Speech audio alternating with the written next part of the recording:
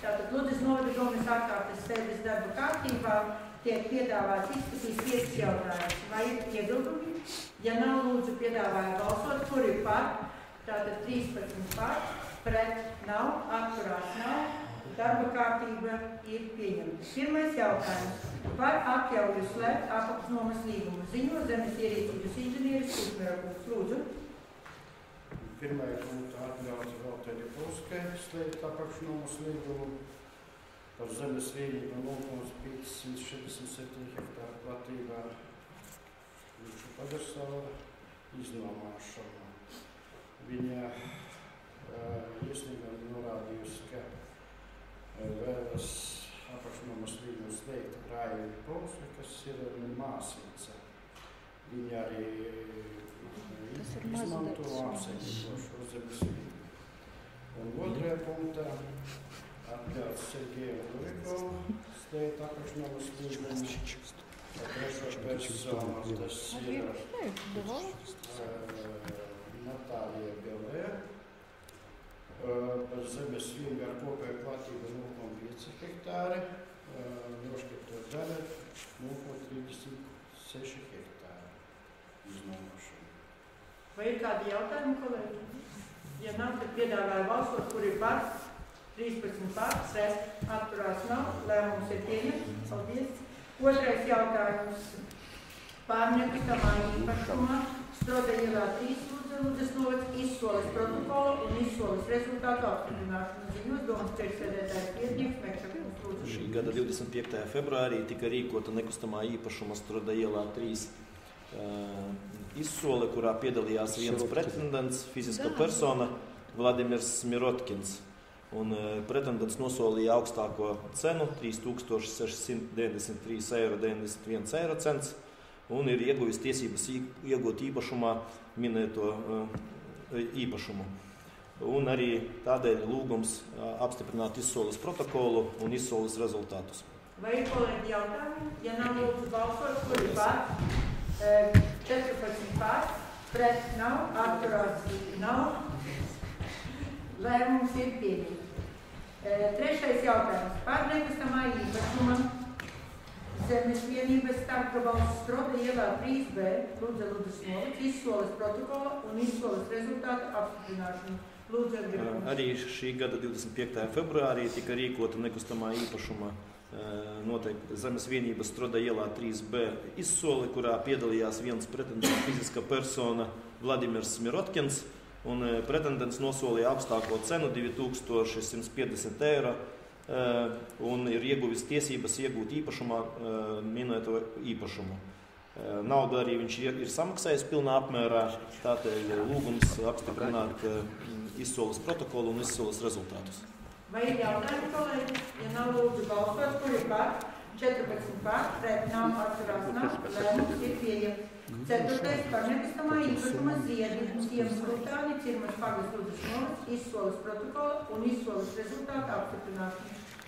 Arī šī gada 25. februārī tika rīkota nekustamā īpašuma ziedi Tutānos, Cirmas pagastā izsoli, kurā piedalījās viens pretendents, fiziska persona Marija Višere. Un pretendenta nosolīja augstāko cenu 2084,30 eiro un ir ieguvusi tiesības iegūt īpašumā nekustamo īpašumu ziediņu. Un arī Marija Višere ir samaksājusi pilnā apmērā pirkuma maksu un arī lūgums apstiprināt izsoles protokolu un izsoles rezultātus. Vai ir jautājumi?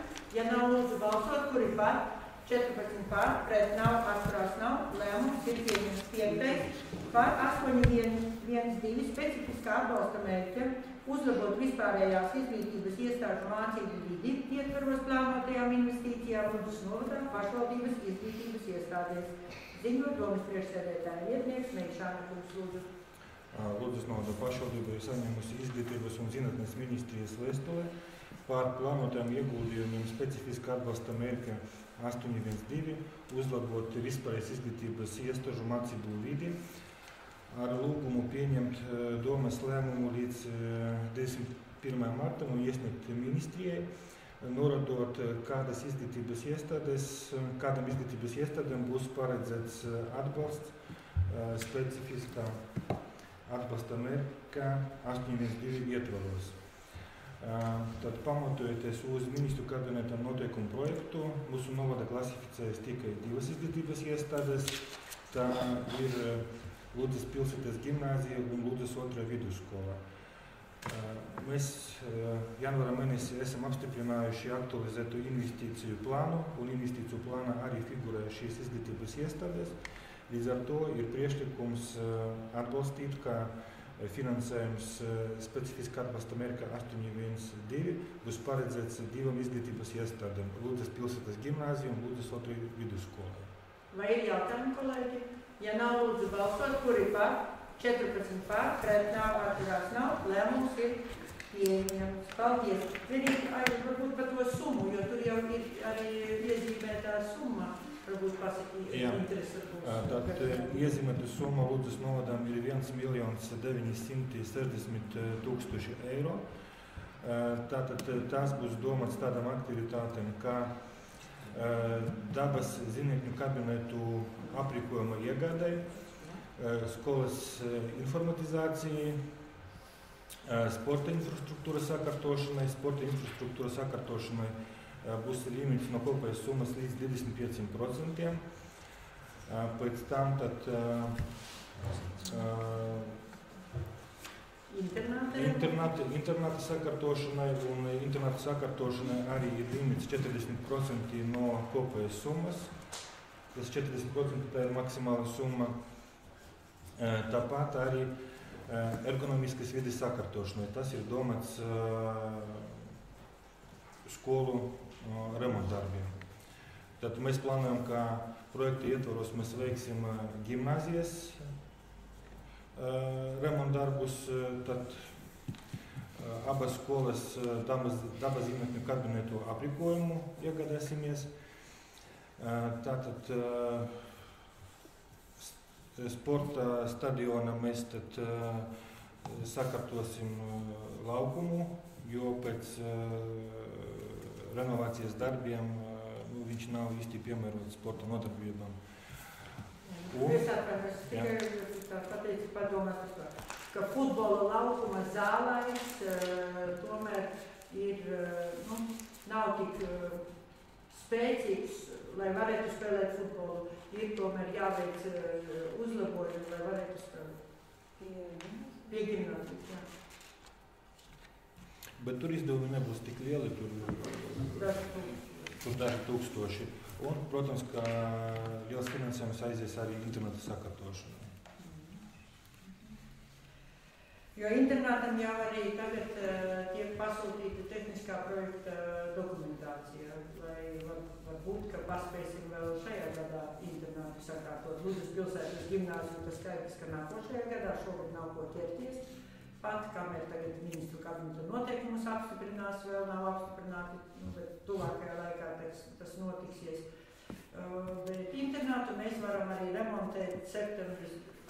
Bērnu skaits nav tik liels, kas dzīvo, atrisināt to problēmu kaut kur citviet izvietot un remontus pabeigt, piemēram, oktobra vidū, un internāts jau būs gatavs. Nākot, tad pie Ludzas pilsētas gimnāzijas ķerties tur gan plašu telpu remonti, gan arī pārējais, kas paredzēts.